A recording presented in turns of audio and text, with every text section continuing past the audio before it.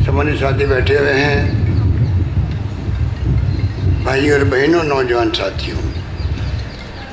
मुझे बहुत प्रसन्नता है कि भगवान महावीर के नाम से जो पौधा स्वर्गीय भैरव सिंह शेखावत साहब ने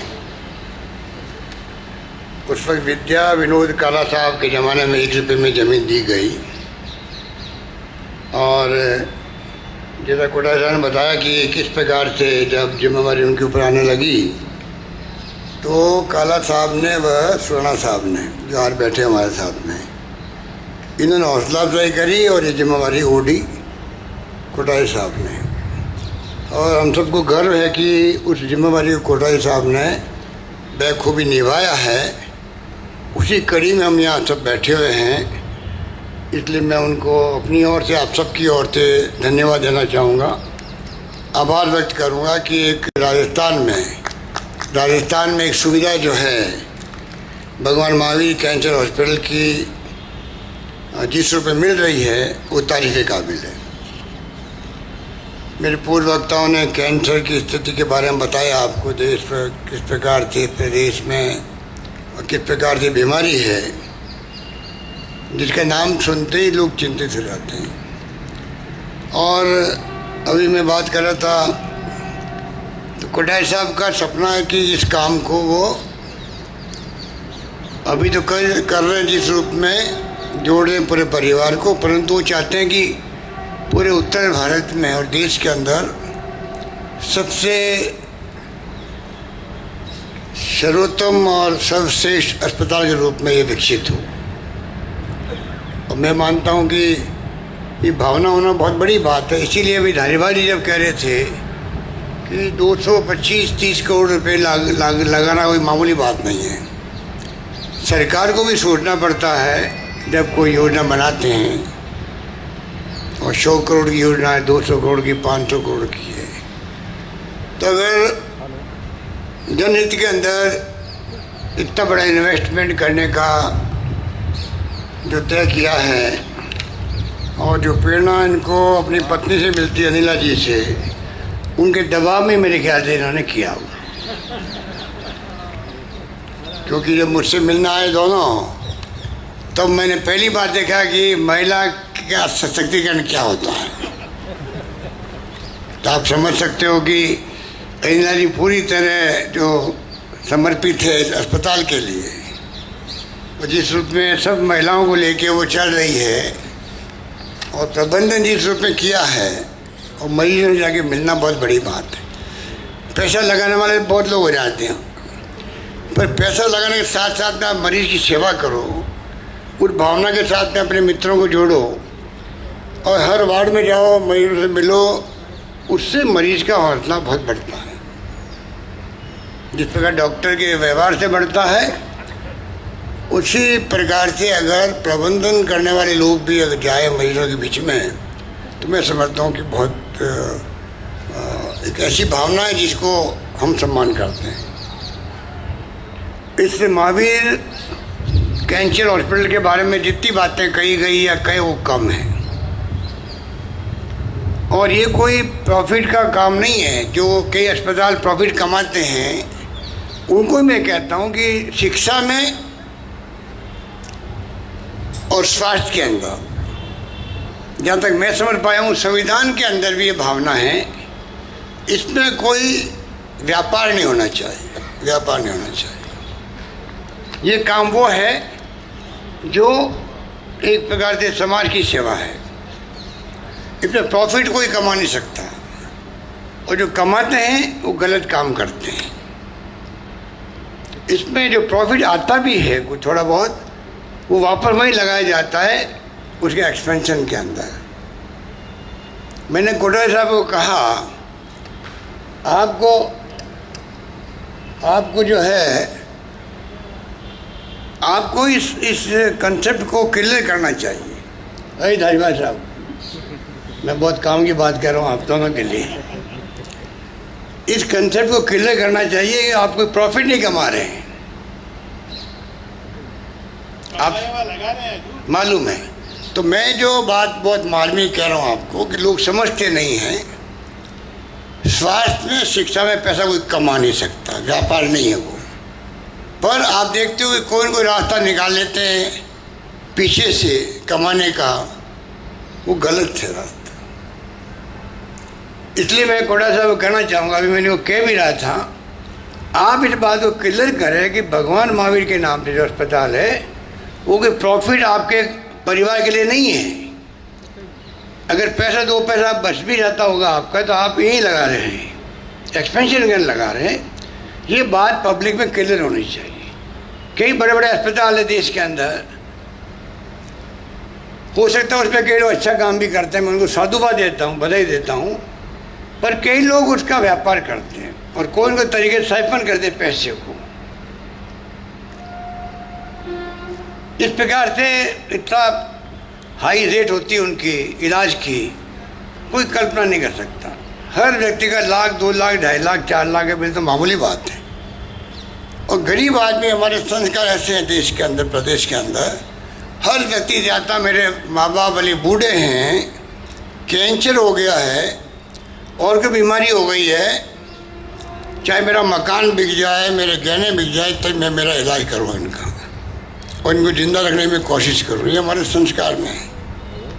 ये नहीं देखते भाई तो बचने वाले नहीं है, सबको मालूम है 6 महीने के मेहमान हैं, तब भी वो लोग कुछ भी करने के लिए तैयार रहते हैं। इसीलिए ये जो बड़े बड़े अस्पताल हैं, हालांकि उनकी पोल खुल गई इस बार, कोरोना ने सबकी पोल खोल दी है। जो गलत काम करते हैं उनकी पोल भी खोल दी। पैसे वालों को मालूम पड़ गया कि ज़िंदगी में पैसे सब कुछ नहीं है। जिस रूप में बम्बई में, अहमदाबाद में, दिल्ली में पैसे वाले लोग कहने लगे ना, हमारे पास में लाखों करोड़ रुपए हैं, हम लोग भिखारी बन गए, एक बेड हमें नहीं मिल पा रहा अस्पताल के अंदर। ये स्थिति थी। तो आप सोच सकते हो कि पैसा किस काम का। अगर आपको ज़िंदगी बचाने के लिए बेड नहीं मिले अस्पताल के अंदर, और जहाँ जहाँ प्राइवेट अस्पताल खड़े हुए हैं वहाँ ये स्थिति बनी। राजस्थान में सौभाग्य से हम लोगों ने प्राइवेट सेक्टर को मना नहीं किया, पर साथ के अंदर हम लोगों ने पब्लिक सेक्टर में सरकारी अस्पताल, सब सेंटर गांव-गांव में, पीएचसी, सीएचसी, डिस्ट्रिक्ट हॉस्पिटल और तो और ये एसएमएस आपका 47 में, 1947 में आज़ादी के वक्त में, जो पंडित नेहरू थे प्रथम प्रधानमंत्री, जब ये बना था पहला हॉस्पिटल, उसके लगे थे कि था उस वक्त में, 12 कब था मुझे मालूम नहीं, उसे तो थोड़ा पहले बना होगा, पर एक ही था आज़ादी के वक्त में। और 98 में जब मैं मुख्यमंत्री बना पहली बार, 20 साल पहले, तब 6 मेडिकल कॉलेज थी राजस्थान के अंदर। हमने प्राइवेट सेक्टर को अलाउ किया, इसलिए फिर ये महात्मा गांधी मेडिकल कॉलेज लगा करके पता नहीं झड़ी लग गई, कितने कॉलेज बन चुके मेडिकल के। और सरकारी क्षेत्र में भी यूपीए गवर्नमेंट ने स्कीम शुरू करी, एनडीए गवर्नमेंट स्कीम चालू रही। आज हमें गर्व होना चाहिए कि राजस्थान के हम 33 में 30 जिलों में मेडिकल कॉलेज बना रहे हैं। 16 जिले में बन चुकी कॉलेज चल रही है, बाकी का काम चल रहा है। अभी प्रधानमंत्री जी ने 4 कॉलेज का शिलान्यास किया राजस्थान की। तो आप सोच सकते हैं कि आज राजस्थान किस रूप में आगे बढ़ रहा है। राजस्थान में हमने दवाएं फ्री कर दी। पिछली बार जब मैं दूसरी बार बना मुख्यमंत्री तब टेस्ट फ्री कर दिए। बुजुर्गों की तो हमने एमआरआई और सीटी स्कैन भी फ्री कर दी थी। और तो अभी हमारे कोड़े साहब तो इससे प्रभावित है, अभी मुझे कह रहे थे साहब आपने तो पशुओं की दवाई फ्री कर दी, और भावुक हो रहे थे वो पशुओं के लिए।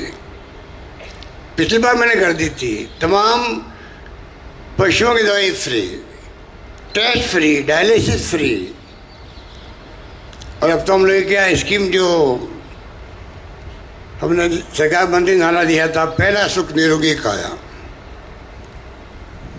और इसीलिए अभी जब हमारे बोल रहे थे, एडी साहब बोल रहे थे, मेजर साहब, प्रिवेंशन ऑफ ऑन्कोलॉजी, उसी दृष्टिकोण से हमने लॉन्च करवाया प्रोग्राम, डॉक्टर सरीन को बुलाया दिल्ली से, और अपोलो हॉस्पिटल के भी जो उनकी डॉटर है डॉक्टर रेड्डी की वो आई थी, और डॉक्टर बेंगलोर वाले क्या नाम,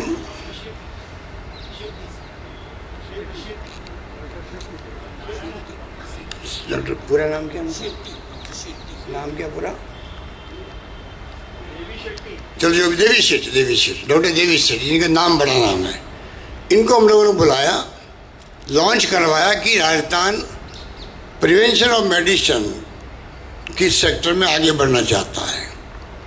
अगर बीमारी हो ही नहीं, उसके लिए अपन एजुकेट करें लोगों को, तो सरकार का भी करोड़ों रुपये बचेगा, लोगों को स्वास्थ्य रक्षा होगी, उनकी बीमार पड़ेंगे नहीं तो उनका पैसा भी खर्च नहीं होगा, उनका स्वास्थ्य भी अच्छा रहेगा, शरीर भी खराब नहीं होगा।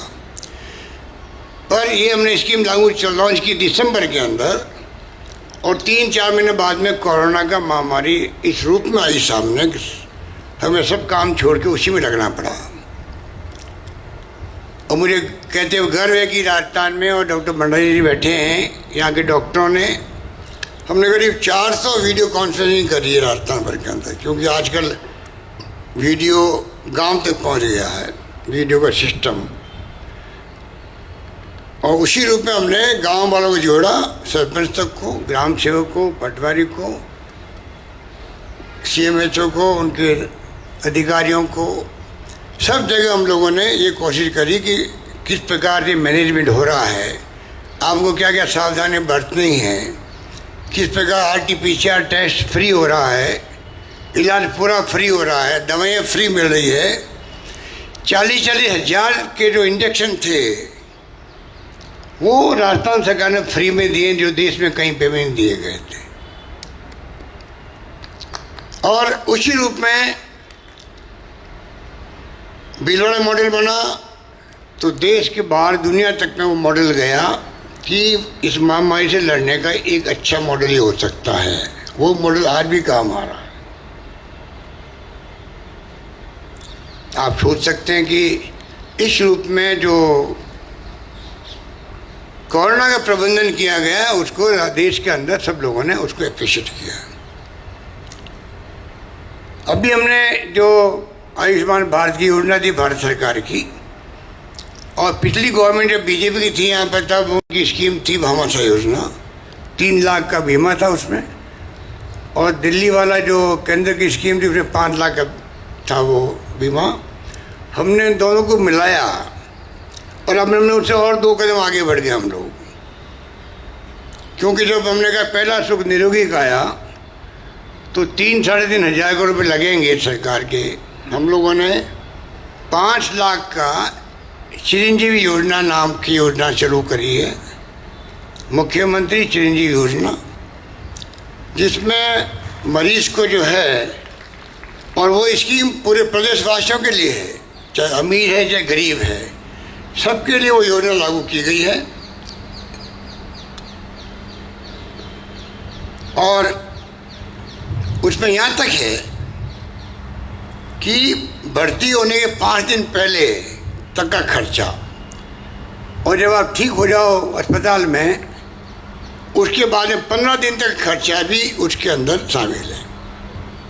और ये कैशलेस है, कोई जीवन बीमा निगम की तरह नहीं कि पहले आप जमा कराओ, फिर बिल पेश करो, फिर वो आनाकानी होती, कुछ नहीं है, कैशलेस है। कल मैं नागौर में था, मुझे वहाँ 2 पेशेंट मिलाए गए जिनका इलाज यहाँ बिरला हॉस्पिटल में हुआ है, प्राइवेट के अंदर।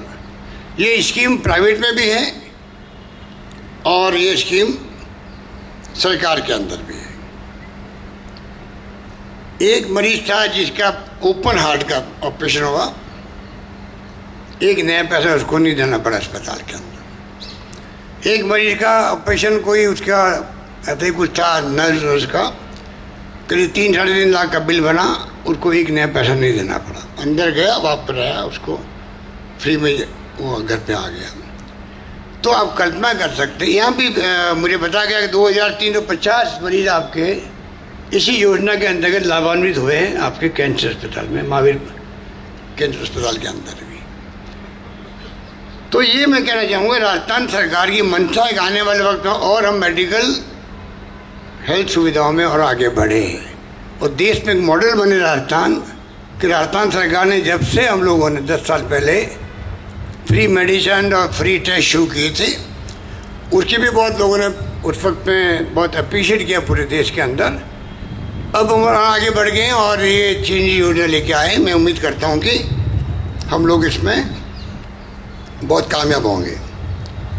बाकी तो हमने बहुत काम किए, आपने गाँव के अंदर भी CHC को मॉडल बना रहे हैं हम लोग।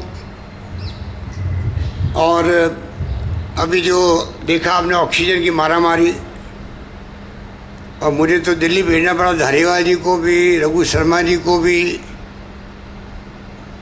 कल्ला साहब को भी, 3 मंत्रियों को मैंने बात की। प्रधानमंत्री जी से अलग करी, प्रधानमंत्री जी के प्रिंसिपल सेक्रेटरी से अलग करी, गृह मंत्री अमित शाह जी से अलग करी, मिस्टर डोभाल जो सिक्योरिटी के इनके एडवाइजर है प्राइम मिनिस्टर के, उनसे बात करी, मेडिकल हेल्थ सेक्रेटरी से बात करी। इतना दबाव दिया कि ऑक्सीजन के बगैर कैसे हम मुकाबला कर पाएंगे। आप सबके आशीर्वाद से कम राजस्थान बदनाम नहीं हुआ, हमने मैनेज किया ऑक्सीजन को भी। बाकी आप देखिए यूपी के अंदर, दिल्ली के अंदर, कि कर्नाटका के अंदर कितने लोग मर गए वहाँ ऑक्सीजन की कमी। 1 घंटे की है, आधे घंटे की है, 15 मिनट की है, ख़त्म होगा मामला। अब हमने यहाँ पर करीब हमारे पास 250 मेडिटन का पहले व्यवस्था थी। अब हमने अभी जो प्लांट लगा करके 1000 मेडिटन तक की व्यवस्था हमने कर लिया। और कोटा साहब कह रहे थे कि महावीर केंद्र में भी इन्होंने एक मेडिकल ऑक्सीजन प्लांट लगा दिया है, तो कम से कम इमरजेंसी के अंदर डिपेंड नहीं रहना पड़ेगा। इस प्रकार से प्रयास है कि किस प्रकार हम, अब मैं नहीं कह रहा हूँ, अपने लिए नहीं कह रहा हूँ, मैं सोचता हूँ कि अब जो वक्त आया है और इस 21वीं सेंचुरी में लोगों ने देखा है कोरोना काल, सुनते हैं कि कोई स्पेनिश फ्लू आए थे कोई ज़माने के अंदर, लाखों लोग मर गए थे। ऐसे कई महामारी आई है 100 साल के अंदर भी, उसके पहले भी आई है, पर ये महामारी को जो देखा पूरा विश्व इससे एक साथ में ग्रसित हो गया। अभी तक भी आप देखिए, कल मैं देख रहे थे रशिया जैसे मुल्क के अंदर इतना बड़ा प्रकोप आज भी चल रहा है कि वहाँ बेड नहीं मिले लोगों को। अमेरिका में 1 लाख के आसपास मरीज आ रहे हैं अभी भी। जापान के अंदर बहुत बड़ी प्रॉब्लम हो गई। तो अधिकांश जो विकसित राष्ट्र कहलाते हैं वो भी इस बार इस कोरोना काल में, आपने देखा होगा, पढ़ा होगा, टीवी देख रहे होंगे, प्रोग्राम देखते होंगे, किस प्रकार से हालात खराब हुए, कोई कल्पना नहीं। लाखों लोग मारे गए। तो राजस्थान में हमने जो प्रबंधन किया उसके कारण से मृत्यु दर सबसे कम थी, रिकवरी रेट अच्छी थी। इस रूप में हमने एक चीज़ को देखा। ये भंडारी जी तो रात को 2-3 बजे तक फिरते थे हमें RUHS के अंदर, और किस प्रकार RUHS में जो सेवा की गई, लोग पंजाब से, हरियाणा से, दिल्ली से, मध्य प्रदेश से और आगरा से और अनेक जगहों से राजस्थान में आते थे, अभी भी आते हैं। कल मुझे डॉक्टर वीरेंद्र सिंह कह रहे थे कि 2 पेशेंट तो एयर एम्बुलेंस से उनके अस्पताल में आए यहाँ पर, जबकि एयर एम्बुलेंस से यहाँ से लोग जाते थे पहले। आप लोग बताते रहते हो कि जो प्राइवेट हॉस्पिटल यहाँ पर है, पहले SMS से लोग कहते नहीं साहब यहाँ नहीं, हम तो वहाँ जाएंगे, प्राइवेट में जाएंगे। अब प्राइवेट शिफ्ट हो रहे हैं SMS के अंदर। इस प्रकार से हमारी जो प्रायोरिटी है, हालांकि फिर भी बहुत कमी है मेडिकल सेवाओं में, अस्पतालों के अंदर, चाहे वो CHC हो, PHC हो, डिस्ट्रिक्ट हॉस्पिटल हो, मेडिकल कॉलेज हॉस्पिटल हो, फिर भी कई कमी मिलेगी हमें। अभी मैं आज गया सुबह मिलने के लिए SN सुब्बा राव जी, हमारे गांधीवादी है, जो 93 ईयर्स ओल्ड हैं, बीमार थे। वापस आए तो लोग मुझसे बाहर मिल गए, मैं भीड़ में खड़ा हो गया। एक साधारण आदमी ने कहा साहब बाकी तो ठीक है, थोड़ी सफाई की कमी है। मतलब आप सोचिएगा कि लोग अब जागरूक हो रहे हैं कि सफाई का भी महत्व है, स्वच्छता का भी महत्व है। अगर स्वच्छता है तो बीमारी नहीं आएगी। कुछ काम आपने भंडारी जी आपने शुरू करवाया भी है अस्पताल के अंदर, वो भी आपने मुझे दिखाया आज। मैं उम्मीद करता हूँ कि टॉयलेट हो चाहे वो अन्य जो वार्ड में स्थिति है, चादर भी क्यों नहीं हो, अगर टाइम पे चादर नहीं बदलेंगे हम लोग, गंदी पड़ी रहेगी तो अच्छा डॉक्टर है, अच्छा इलाज करवा है, उसके बावजूद भी जो मरीज आएगा उसको थोड़ा एक अनकम्फर्टेबल फील करेगा। वो बात छोटी छोटी होती है, उस पर ध्यान देने का वक्त है। हम लोग भी, सरकार भी अपने स्तर पर पूरा ध्यान देगी और मुझे उम्मीद है कि ये माहौल जो बनेगा तो पूरे प्रदेश के अंदर नया संस्कार, नई संस्कृति मेडिकल साइड में बनेगी। इस प्रकार कहने को बहुत सारी बातें हैं, पर मैं उनमें नहीं जाना चाहूँगा, समय बहुत कम है। और अभी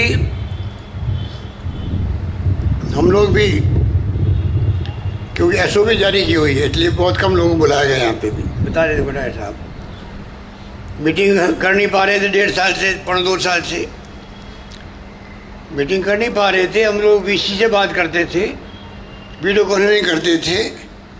तो नेता लोग तो जो है रात दिन जब जाके मोहल्लों में, गलियों में, गाँव में भाषण देते हैं, वो हैबिट पड़ी हुई थी, 1.5 साल छूट गई। अब वो हम वार्म अप हो रहे हैं, अभी तो वार्म अप हो रहे हैं। अभी जब हम आपसे बात कर रहे हैं तो शुरुआत करिए। मेरे ख्याल से पहली दूसरी मीटिंग है ये। कल परसों मैं गया था, वो मीटिंग थी 2-3 चुनाव वाली, कल थी नागौर में, और आज ये मीटिंग हो रही है। तो अब धीरे धीरे हम लोग भी उम्मीद करते हैं थर्ड वेव की बात जो है वो वेव नहीं आए, पर हमने तैयारी कर रखी है। कैसी भी वेव आए राजस्थान में, कोई कमी नहीं आएगी, ये मैं विश्वास दिलाना चाहता हूँ प्रदेशवासियों को। मैं निवेदन करना चाहता हूँ, सारी व्यवस्था कर रखी और कोई तरह की लापरवाही नहीं है। चाहे अभी ऐसा माहौल बन गया है, एक भी पेशेंट नहीं आ रहा है, एक भी मृत्यु नहीं हो रही है, तो लगता है कि सब ठीक है। उसके बावजूद भी मैं अपील करता रहता हूँ पब्लिक से भी, मास्क लगाओ, अभी भी ध्यान रखो। जब वेव आती है, अचानक आती है, और दूसरी वेव जो आई थी वो थी खतरनाक थी, डेल्टा वाली, जिसमें लोग मारे गए ज़्यादा पूरे देश के अंदर। जल्दी लंग्स तक पहुंच जाती थी बीमारी, और कई लोग इसीलिए मारे गए कि टाइम पे अस्पताल नहीं गए कि घर पे ठीक हो जाएंगे, सर्दी जुकाम हो गया होगा। तो आई तो ऐसी आई, पहली वेव भी ऐसी आई थी पूरे देश के अंदर। एक पेशेंट आया था केरला के अंदर, एक पेशेंट आया था जयपुर के अंदर, स्विट्जरलैंड का आया था, और यहाँ भर्ती हुआ था SMS के अंदर, और वो दिल्ली गया, उसकी डेथ हो गई। 2 पेशेंट की शुरुआत हुई, वो पूरे देश में फैल गए। ये स्थिति रही थी सब जगह पर, इसलिए हम लोग बिल्कुल सावचेत हैं, ध्यान रख रहे हैं, सब इंतजाम कर रखे हैं, और सब लोग सीधे से देख रहे हैं उसको। मैं उम्मीद करता हूँ कि बच्चों के लिए आने की बात की जाती है या बुजुर्गों के लिए की जाती है। अभी तक तो हमने यहाँ चाहे वैक्सीन की बात हो, आज राजस्थान 4 राज्यों में टॉप पर है देश के अंदर, तो कोई कमी नहीं रखी है। वैक्सीन की बात हो, वैक्सीन बहुत ही सुरक्षित है, और मैं कहना चाहूँगा कि दूसरी डोज भी लगानी चाहिए टाइमली। कई मुल्क में तो तीसरी डोज लगाने लग गए हैं लोग, बूस्टर डोज के रूप में। हमें भी दूसरी डोज लगवानी चाहिए, और ये बात बिल्कुल तयशुदा है पूरे देश और दुनिया के अंदर। वैक्सीन लगने के बाद में हो सकता है कि वो संक्रमित हो जाए, कोरोना हो जाए, पर उसकी किसी भी कीमत पर उसकी डेथ नहीं हो सकती है। इतना बचाव आपको वैक्सीन कर रही है, इसी रूप में हमें उसको ध्यान देना है। और मैं उम्मीद करता हूँ कि राजस्थान में हम लोग जो व्यवस्था किए हुए हैं उस पर हम लोग पूरी तरह इस पर कामयाब होंगे। बाकी ज़मीन का मामला तो धारीवाल साहब के और कोटा साहब के बीच में है, कोई दिक्कत नहीं है। पहले भी मुझे याद है 20 साल पहले मुख्यमंत्री बना ही था, आप मंत्री बने थे विभाग के, और ये हमें पकड़ के लेके आ गए थे। उस वक्त पीछे आपके गए थे हम लोग, हाथों हाथ ज़मीन आपने वहाँ अनाउंस करवा दी, ज़मीन मिल भी गई, और आपने हस्ती महाराज साहब के नाम से हस्ती धर्मशाला बना भी दी। क्या हुआ? 200 कमरे हैं। तो आपके कामों को कभी मना किया नहीं गया। अब एप्लीकेंट 3 लोगों जो 5 लोगों, जो काम जो आपने दिया है, आप पब्लिक का काम कर रहे हो, पैसा कमाने के लिए नहीं कर रहे हो, तो इससे बड़ी बात क्या हो सकती है। तो सरकार पूरा सहयोग करेगी और रीजनेबल पैसा होगा उतना पैसा हम आपसे मांगेंगे, ज़्यादा नहीं मांगेंगे। यही बात कहता हुआ मुझे आपने याद किया। हमारे मंत्री कुछ शर्मा जी तो आज वो गुजरात के इंचार्ज बन गए हैं, इतने लोग फंस गए, आए नहीं, उनका फ़ोन आ गया था, उन्होंने शुभकामनाएं दी आप सबको। यही बात कहता हूँ, मैं अपनी बात को विराम देता हूँ और पुनः एक बार आपकी तरफ से, मैं अपनी तरफ से, प्रदेशवासियों की तरफ से नवरत्न कोठारी जी को, तमाम अमीला जी को, तमाम इनके परिवार के सदस्यों को, जिन्होंने काला साहब के परिवार के सदस्यों को, सोना साहब के परिवार के सदस्यों को, जिन्होंने अपने आप को झोंक रखा है मिशन के रूप में, उस मिशन को आगे बढ़ाने में कोई कमी नहीं आने देंगे। और ये पब्लिक इंटरेस्ट के अंदर बहुत कामयाब जो आपने चला रखा है, आधुनिक मशीनें आपके यहाँ आती हैं, लेटेस्ट आप इक्विपमेंट रखते हो यहाँ पर, अच्छे डॉक्टर्स को आप बुलाते रहते हैं यहाँ पर। मैं समझता हूँ कि ये अस्पताल अपना नाम और ऊपर करेगा देश के अंदर। यही बात कहता हूँ, अपनी बात समाप्त करता हूँ। धन्यवाद, जय हिंद, धन्यवाद।